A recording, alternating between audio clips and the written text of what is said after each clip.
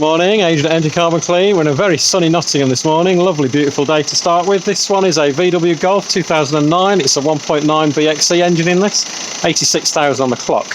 Now this one, it's been in the family quite a while. No particular running issues with it apart from fuel economy dropping off in recent times.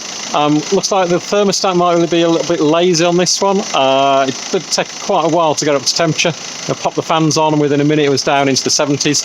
So although it is getting up to temperature eventually, might be worth just popping a new stat on this. I think it's due a water pump soon, so probably get the stat done at the same time. Otherwise it's running pretty nicely. In terms of the diagnostics, that all pretty clear on the live data, apart from the codes that are coming straight back on to do with the ignition. So 4 codes to do with the electrics in the ignition.